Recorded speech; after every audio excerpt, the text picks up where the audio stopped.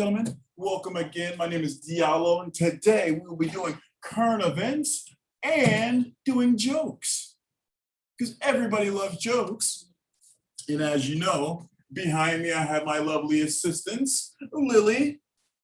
Say hi, Lily. Hi. And Sherry. Say hi, Sherry. Hi, Sherry. There you go. So we're going to be looking at the East Bay Times, reading a couple pieces, and then we're going to do some jokes. All right, so let's see what we got. We are going to read our advice column, which I love, the advice column. So let's see.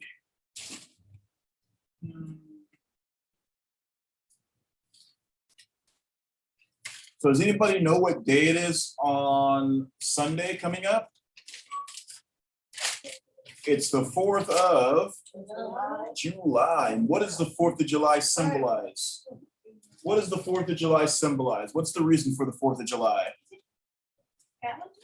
No. Independence Day. Independence Day. And who did we declare our independence from?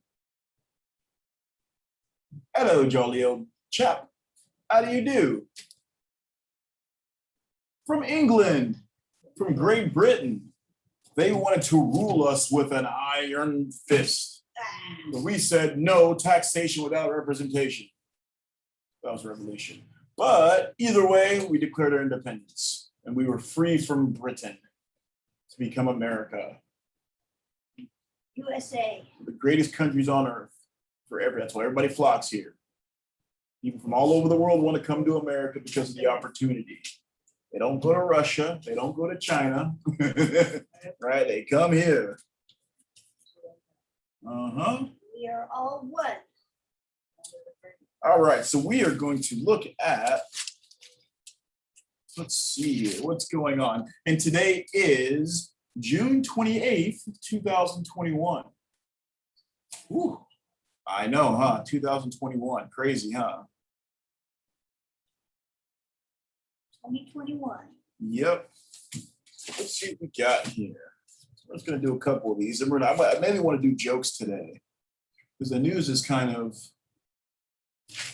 sad. It was put, there's a saying in the news business. If it bleeds, it leads. And if it burns, it earns. Meaning that they only make money if it bleeds and if it burns, right? Because more eyeballs like to look at tragedy because then we can say, oh, I'm glad that didn't happen to me. All right. So let's look at the advice column. We're going to look at the Ask Amy column.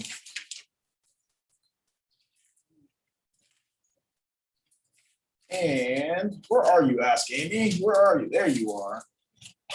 The first one we're going to look at is Miss Manners. And this is the advice column. And the title of this is Marriage is Ever Changing, which is a good one. Marriage is Ever Changing.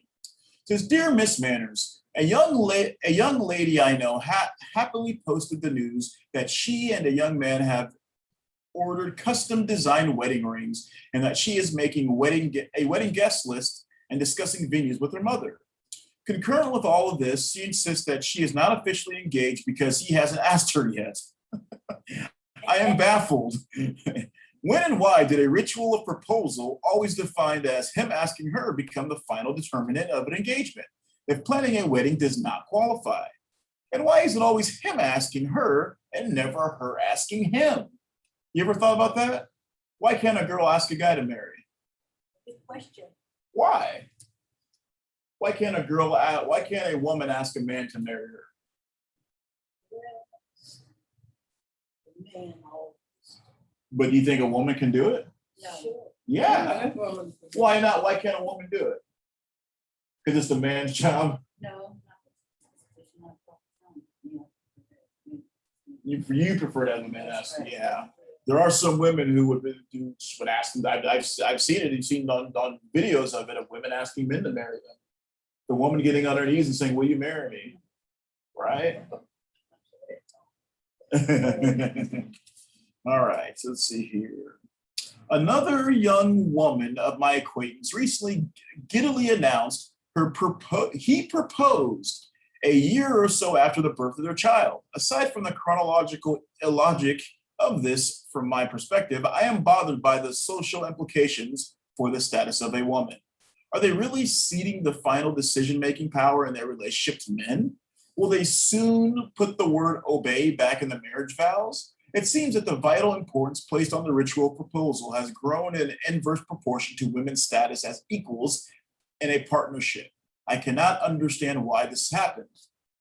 Well, I have to disagree with that and say that a relationship is never equal. I always say a relationship between a husband and wife should be 50-50. It's never 50-50. There's always going to be some things more than a woman does and some things more than a man does. Whether it's cooking, cleaning, taking care of kids, one person's always going to do more than the other. Doesn't make it wrong. That just could be the way the relationship works, right? Like the man could be doing the laundry and cleaning more than the wife. Nothing wrong with that. Or vice versa. Or maybe the wife likes staying at home and taking care of the kids and cooking and stuff like that, and the husband's at work. Nothing wrong with that. Or maybe it's the other way around. I've got a friend, he's a stay-at-home dad, right? He's got 2 kids and he stays at home and takes care of the kids, makes sure dinner's on the table when the wife comes home. Yeah. No. Let's see. When my parents got married, it was a mutual decision, but married women were always called Mrs. Husband's name first and last. And if she had a baby, the newspapers would report the wife of John Smith was delivered of a baby boy. Women disappeared into marriage at the same time that we didn't make a fetish of him at his asking. Maybe I just answered my own question. Perhaps women are hanging on to a vestige of what they imagine to be a man's place, some sort of quaint custom similar to the middle-aged bride being given away. If so, they're being awfully silly and inconsistent. Some of these young women may be heads of corporations, but they are still waiting for him to propose. Why can't they see the nonsense of this? Well, in my opinion, there is no nonsense, right? Everybody likes their ice cream flavors. If a woman who's the head of a corporation wants the man to propose because she wants to feel like, I don't know, a princess, let her feel that way. What's wrong with that?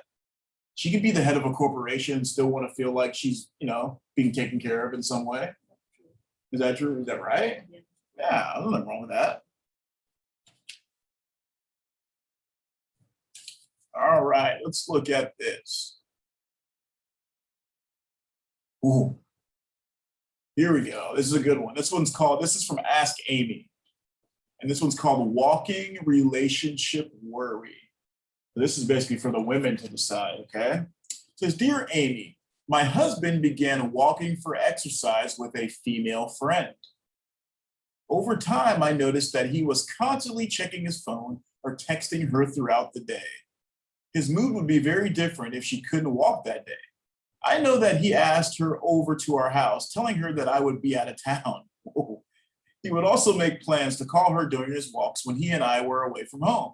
He would never talk to her in my presence. I finally sat down and had a talk with him, explaining how this made me feel. He assured me that his contact with her was all completely innocent. He would not acknowledge asking her to come to our house when I was gone. I asked to see their exchange of texts and he refused. Since it was clear that he was not willing to acknowledge my feelings, I talked to the female friend myself and told her exactly what my husband and I had discussed. She ended their walking routine. My husband is very angry because of the things I said to her. Was I wrong? Shouldn't husbands and wives be open about sharing their communications with the opposite sex? So what do you think about that? So he started walking to get exercise and he found a female friend to start walking with. And but he was always texting and calling this female friend when he was in the presence of the wife. So the wife asked to see his phone and to see his text messages and emails, and he refused. Like he has something to hide. Exactly. So then the wife went to that female walking friend and told her exactly what her and her husband had discussed. And the female walking friend basically ended their walking relationship. And the husband was mad about that. I think he was cheating on her. He was. Yes. Because when his wife was out of town on business, he would invite the walking friend over. That is, whew. So let's see Miss Amy. Let's hear Amy's response to this. Dear Upset, over the course of most marriages, partners don't reflectively share all their outside community communications with one another. But you and your husband are at an inflection point, and a marriage counselor might suggest that your husband shares text with you as a way to establish or reestablish trust. Oftentimes, this sort of transparency is an important step in moving forward. You went above and beyond to interrupt the relationship that you believe was threatening your marriage. And while your husband is angry and defensive now, if you two are able to repair your relationship, he might come to grudgingly admire your fierce defense of your union. So she wants it to work, right? Ugh. Man, that's crazy, isn't it? I don't know what I would do if that happened. Ooh. All right, so we're going to look at our news of the weird and today in history. So today in history, we're going to look at today in history. Today in history. So today is June 28th, and we're going to go back all the way to 1919. Whoa. So June 28th, 1919, the Treaty of Versailles was signed in France. What did the Treaty of Versailles do? What did it end? What's that? World War I, where literally an entire generation of young men were killed. France, Italy, Germany, England, they lost nearly 60% of men under 25. It's a whole generation of men gone because you had a bunch of dudes with little wieners fighting each other with their little pawns soldiers, right? The heads of state don't fight the wars. It's the little people that fight the wars. It's the farmers, right? It's the bankers. It's the shoemakers that fight the wars. It's the bread makers. Those are the people who fight the wars, not the people living in the penthouse suite wearing $10,000 suits every day, right? And riding in limos. Those guys don't fight wars. They just make the wars. Yes, the Treaty of Versailles ended World War I. June 28th, 1940, President Franklin D. Roosevelt signed the Alien Registration Act, also known as the Smith Act, which required adult foreigners residing in the USA to be registered and fingerprinted. So what that did, it was that for a census point of view, was they were able to count how many people were in the country. And if you were here from another country, you couldn't just hide, right? You had to register and say, "Hi, I'm from another country, I'm here." June 28th, 1950, North Korean forces captured Seoul, the capital of South Korea. That was the beginning of the Americans' involvement in the Korean War. My grandpa was in the Korean War. In the Korean War? Mm-hmm. June 28th, 1964, civil rights activist Malcolm X declared, "We want equality by any means necessary" during the founding rally of the Organization of Afro-American Unity in New York. By any means necessary. What do you think that means? Malcolm X was a very brilliant man, right? Early in his activist career, he was very militant. And then he went to Africa and came back changed. He realized that you couldn't fight with violence. You would never, ever win with violence. So he took the kind of like Martin Luther King route.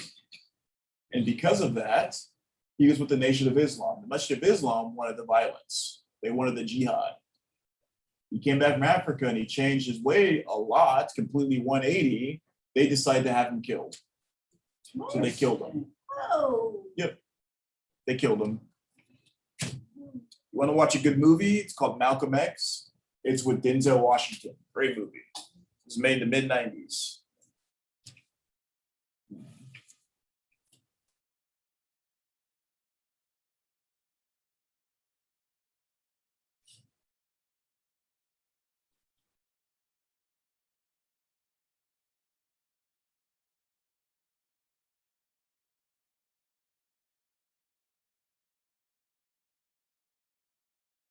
Ooh, here's one, news of the weird. Okay. This one's called Evidence Uncovered. A social media user in New Jersey shared the unsettling scene that unfolded on June 10th as she pulled up carpet in her new home, the New York Post reported. Ashley showed followers the floorboards underneath the carpet, which appeared to show a blood-stained imprint of a human being and a chalk outline of a body, along with a 2018 date and a case number. I wasn't bothered knowing someone died in my new house, Ashley said. It seems chill here. It's all good. So she can actually sue the real estate board for that. Because as a realtor in America, you're supposed to disclose if somebody died within, I think it's 10 years. And the fact that somebody was murdered and she bought this house and nobody told her, there could be a lawsuit there and she's going to win. That was her right to sue and get some money out of it. Sue the real estate company, sue the real estate board and get it, get a couple $100,000. Why not? Because some people might have a problem with that. Let's say you bought a new house and you're superstitious about people dying in it. You buy a new house, you pull the carpet, and you find out somebody got murdered in there. I think you'd want to move really quickly. And the fact that the realtor and nobody disclosed that to you, that's a huge lawsuit waiting to happen. Oh my goodness. All right, so thank you for that. Now we're gonna do some jokes. Yay. Okay, you have to use the bathroom, Vanya? Okay, we're gonna do some jokes. Keep us laughing. All right. So this one is called, This Rich Woman Thought She Had the Perfect Husband, but then he said this. And it starts off, several men were in the locker room of a gym when a cell phone on a bench rang and a man put it on speaker and began to talk. Everyone else in the room stopped to listen. This is the man and the woman speaking. The man, hello? Woman, hi honey, it's me. Are you at the club? The man, yes. The woman, I'm at the shops now and found this beautiful leather coat. It's only $2,000. Is that okay to buy it? The man, sure, go ahead. If you like it that much, go ahead and buy it. Woman, I also stopped by the Lexus dealership and saw a new model. I saw one I really liked. The man says, how much? The woman replies, $90,000. The man says, okay, but for that price, I want it with all the options. Woman, great. Oh, one more thing.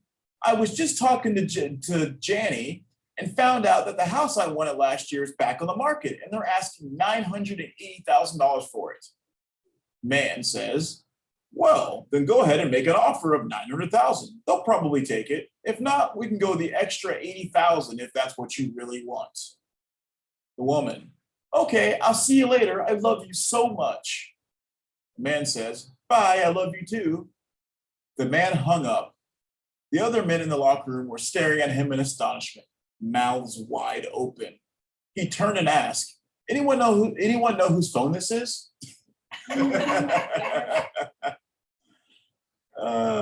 Nothing easier than spending somebody else's money, right?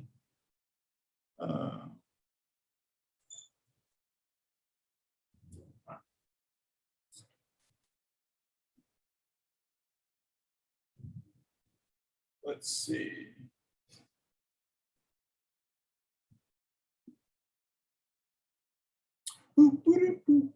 Let's see what other kind of jokes we got.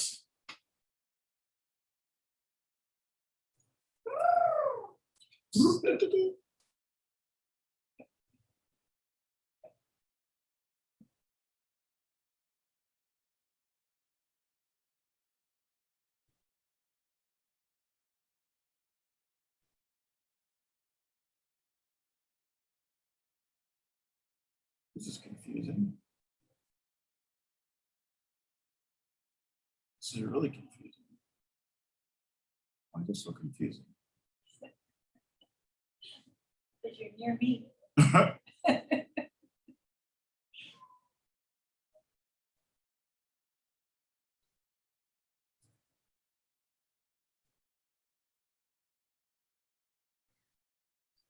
Let's see here.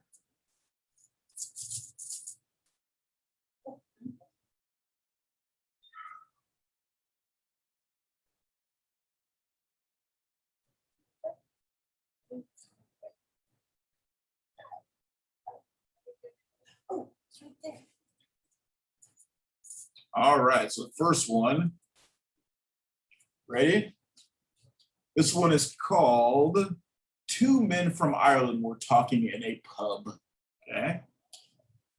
I wouldn't go to America if you paid me, said Michael. Why is that? Asked Patrick. Well, one thing, they all drive on the right-hand side of the road there. And what's wrong with that? Inquired Patrick. Well, said Michael, I tried it driving in Dublin the other day, and it's terrible. So he drove on the wrong side of the road.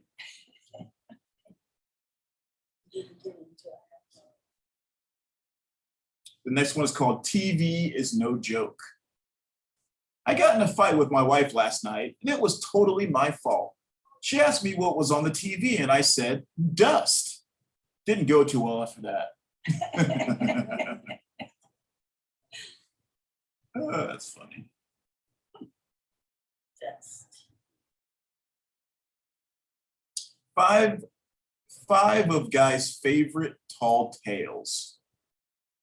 You should be ashamed, the father told his son. Andy, when Abraham Lincoln was your age, he used to walk 10 miles every day to get to school. Really? Andy responded. Well, when he was your age, he was president. This one's called Near-Death Experience. A boss asked one of his employees, do you believe in life after death? Yes, sir, replied the new employee. I thought you would, said the boss.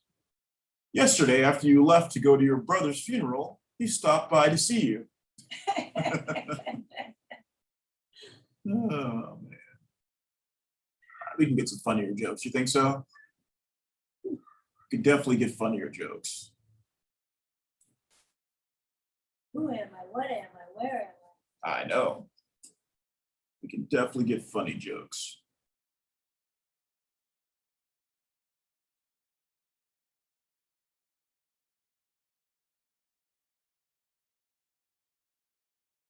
This one is called Never Underestimate an Old Man. An elderly man had owned his large farm in Louisiana for many years. Right at the back of the farm, there was a large pond that was ideal for swimming. The old man had fixed it up real nice with picnic tables, horseshoe courts, and some apple and peach trees. One evening, the farmer decided to go down to the pond to look it over, as he hadn't been down there for a while. Before setting off, he grabs a 5-gallon bucket as he decides he'll bring back some fruit. As he nears the pond, he can hear voices shouting and laughing with glee. Clearly, someone is having a good time. As the farmer gets closer, he can see a bunch of young women who are clearly skinny dipping in his pond. He makes the women aware of his presence, and immediately they all swim over to the far end. One of the women shouts, "We're not coming out there until you leave, mister." The farmer replies, "Ladies, I didn't come down here to watch you swim naked or make you get out of the pond. You carry on." The wily old-timer then holds up his bucket and says, "I just came down here to feed the alligators." Moral of the story, never underestimate an old man. So to get the girls out of the pond, he said he's going to feed alligators. Like they got out real quick. Scared. They got out real quick, didn't they?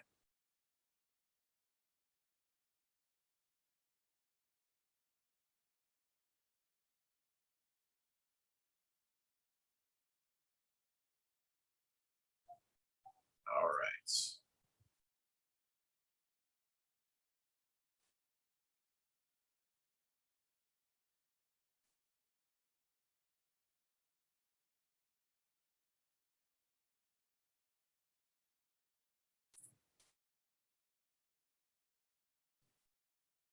All right. This is a dialogue between a patient and a doctor. Patient says, "Doctor, you have to help me. I think I can see in the future." Doctor, "When did it start?" Patient, "Next Friday."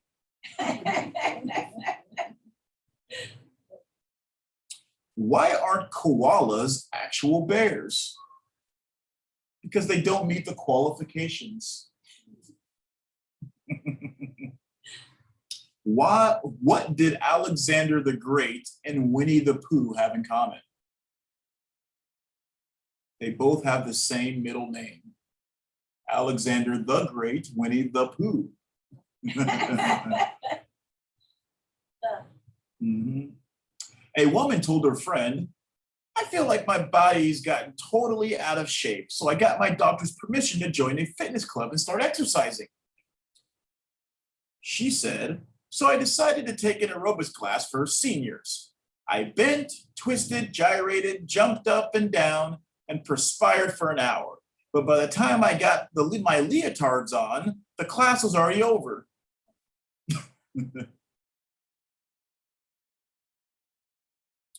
No, next one. I told my physical therapist I broke my arm in 2 places. He told me to stop going to those places.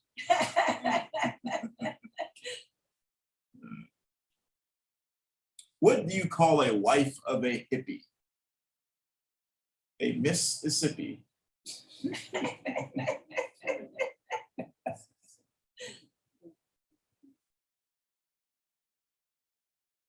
A woman in labor suddenly shouts, shouldn't, wouldn't, couldn't, didn't, can't. The doctor said, don't worry, those are just contractions. Get it? Shouldn't, wouldn't, those are contractions. And she's having a baby. Children are our blessing. They are. What do lawyers wear to court?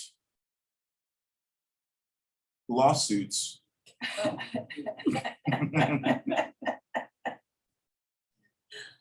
You know you're getting old. You know you're getting older when you have a party and the neighbors don't realize it.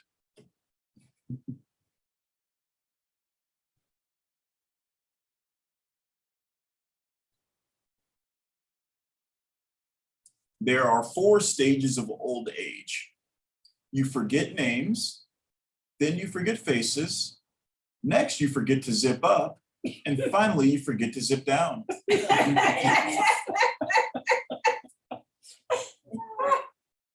Oh, wow. That's a good one. 3 old men are out walking. The first one says, windy, windy, isn't it? The second one says, no, it's Thursday. The third one says, so am I, let's get a beer.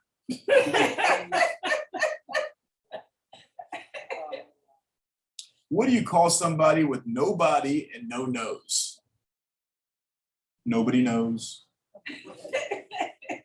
No human. But it's like that. Ghost. A businessman boarded an international flight and found a fancy young woman seated next to him wearing a large diamond ring. During the flight, he asked her about the ring. Is it the Klopman diamond, but it comes with a terrible curse? No, it is the Klopman diamond, but it comes with a terrible curse, she said. What's the curse, he asked. She replied, Mr. Klopman. Oh, my goodness. How can you increase your heart? How can you increase the heart rate of your 70-year-old husband? Tell him you're pregnant. Oh, wow.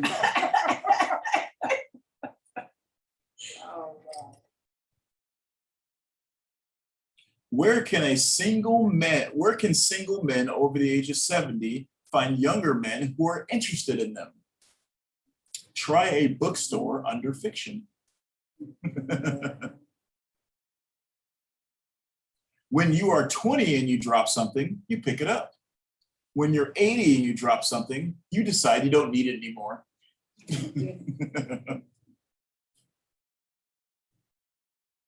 What did the football coach say to the broken vending machine?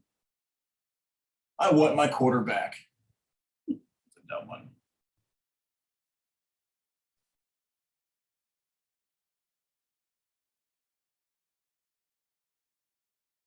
You know you're getting old when you can walk past a bathroom without thinking, sorry, you know you're getting old when you can't walk past a bathroom without thinking, well, I may as well pee while I'm here. Nature. The good thing about a bad memory is that jokes can be funny more than once. True that. Why don't you play poker in the jungle? Too many cheetahs.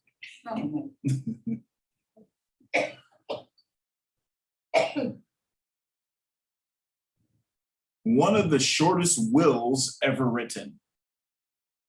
Being of sound mind, I spent all the money. Two elderly women were eating breakfast in a restaurant one morning. Ethel noticed something funny about Mabel's ear and said, Mabel, did you know you've got a suppository in your left ear? Mabel answered, I have a suppository? She pulled it out and stared at it. Then she said, Ethel, I'm glad you saw this thing. Now I think I know where my hearing aid is.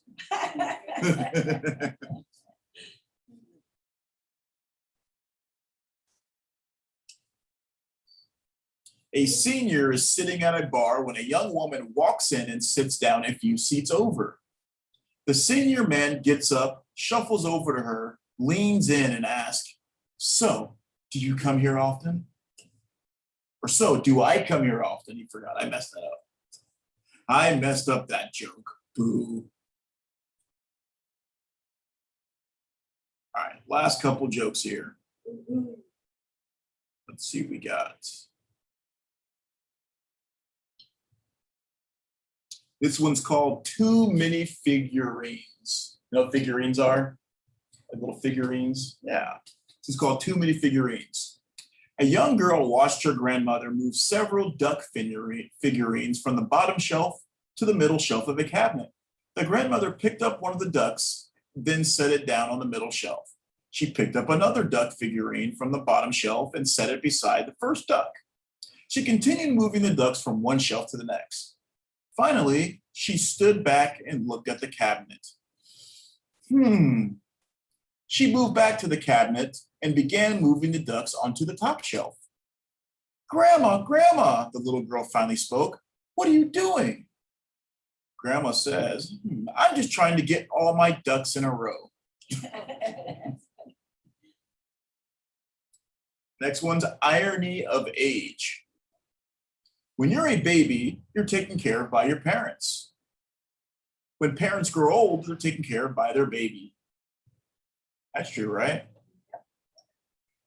Next one, eyewitness to crime. The elderly man was an eyewitness to a car shop crime scene. When the police asked him to tell them what happened, he told them what he'd seen. The guy with the beer belly grabbed a wrench from the toolbox. And what happened next? The detective asked. Oh man, it was a gut-wrenching moment. Next one's called Chickens and Eggs. The elderly grandma always talked to the hens whenever she fed them. One day, her grandson asked, Grandma, why do you talk to the chickens? Well, I'm just trying to egg them on. Next one's called All About Love. Love, Texas is small, but lively town. Love, Texas is a small but lively town. Alice Hills enjoys a morning stop on her way to work for coffee at the Love Cafe. Everyone in town knows her as the head of the Hills Temporary Agency, but locals simply refer to the agency as Hills. That makes Alice the head over Hills and Love. I messed that one up badly. Next one is called It's About Time. It's about time. The elderly congregation was perplexed when the preacher pulled out a pocket watch and threw it to the end of the room. It slammed into the wall and fell to the floor in pieces, but the watch kept ticking. What does this demonstration tell you about life? The preacher challenged the congregation. A man in the back slowly stood up, leaning on his cane. He stared down at the ticking clock. Well, preacher, I suspect this watch shows that time flies and stops for no one.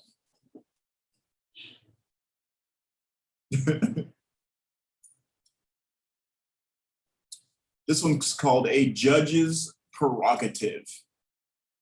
Judge Ferris slammed the gavel down, trying to bring order to the court. Order! Order!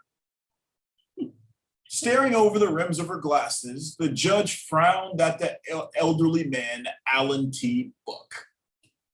Mr. Book, what do you have to say? About what, Your Honor? How you managed to conceal your crime for 60 years? Well, Judge, it's quite simple. No one suspected me. I didn't look like anyone who'd do such a thing. After all, you can't judge a book by its cover. Because his name's Alan T. Book. This next one's called Holy Water. The old exorcist priest frowned at his apprentice. Are you sure this is holy water? He asked as they were packing for the exorcism. Oh, yes, Father, I made it myself, the young priest said. And how did you make it holy? The elderly priest asked, curious if his trainee had followed the proper procedure. Well, Father, I collected the water just as you instructed, said a prayer over it as you instructed, and finally, I boiled the hell out of it. That's a funny one.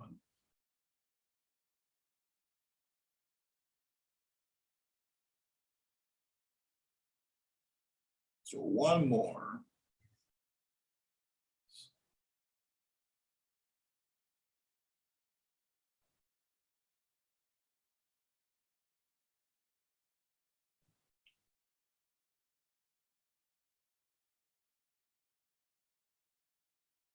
This one's called The Headless Biker. Two old farmers are walking down a road when they hear a motorcycle behind them, but are shocked when the driver passes them and the biker is headless. The two men look at each other and shrug. They continue down the road and a bicyclist comes up behind them and he too is headless. The two old men continue to walk down the road when the one walking along the inside turns to the other one. You know, Alan, I think maybe you should carry that Sith on your other shoulder. The Sith, because he got her head chopped off. Last one. It's called What's in a Name? A man is dining with an elderly couple. A man was dining with an elderly couple, was very impressed by the man's terms of endearment. I don't like that. I don't like that one. Let's see. What's a good one here? One more.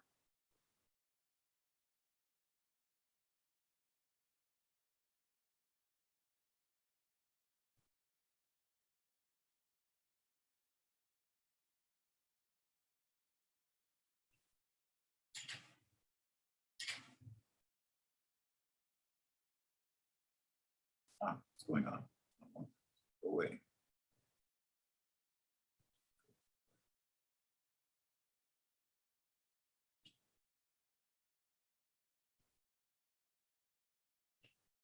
What's going on with this thing? Did you hear the story about the cheese that saved the world? It was legendary.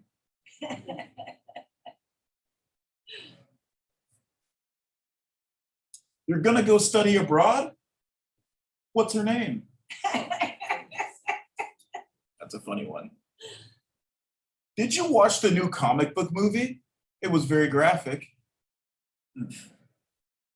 I might stop using straws. This is the final straw. Couple more. Why did the bike refuse to move? Because it was too tired. What did the traffic light say to the crosswalk? Don't look now, I'm changing. How do you take your eggs? Over here. I started a new business making yachts in my attic this year. The sales are going through the roof. I got hit in the head by a soda can, but it didn't hurt that much because it was a soft drink. So thank you for joining me for our current events and our jokes today. Hope you enjoyed it. Again, my name is Diallo. Thanks you for joining me. And away we go.